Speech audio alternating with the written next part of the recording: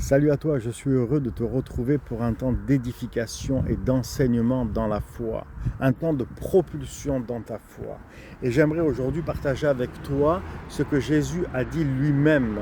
Quand vous avez accompli toutes ces choses, dites vous êtes des serviteurs inutiles. Mais ce verset dans Luc 17, verset 10 est très mal compris. Parce que beaucoup de personnes se cachent derrière une fausse humilité, prétendant et disant à tort et pensant à tort, c'est pas moi, c'est le Seigneur. Mais il faut savoir que le Seigneur, autant il nous a donné des capacités spirituelles, autant il nous a donné des capacités naturelles. Donc ça revient à dire, sans moi, vous ne pouvez rien faire. Mais est-ce que c'est la peine de se cacher derrière des phrases qui détruisent et qui rabaissent notre personnalité et les capacités que Dieu nous a données.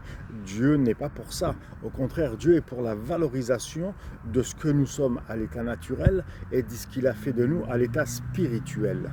Donc, je t'encourage à lever la tête, je t'encourage à être valorisé, je t'encourage à avoir de l'assurance dans tout ce que Dieu t'a donné, à aller de l'avant et à glorifier Dieu.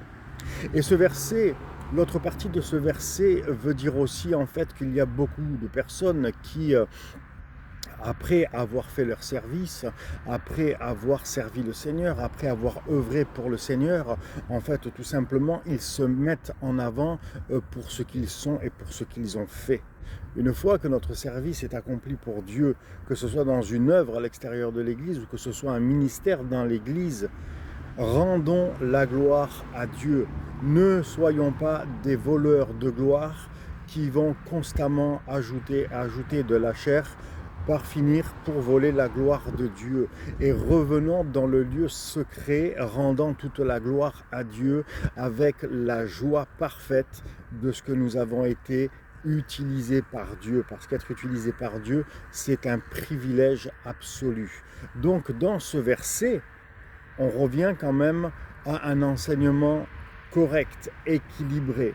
Parce que s'il fallait détruire, rabaisser notre personnalité, ce qui n'est pas du tout dans le cœur de Dieu, alors il faut savoir une chose, c'est que jamais dans la parole de Dieu, dans la Bible, il aurait été écrit que nous sommes les amis de Jésus et que Dieu lui-même prend plaisir à être en relation et une relation d'amour avec chacun et chacune d'entre nous.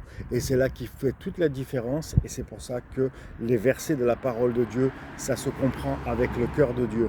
Je te dis bye bye, à très vite, sois béni.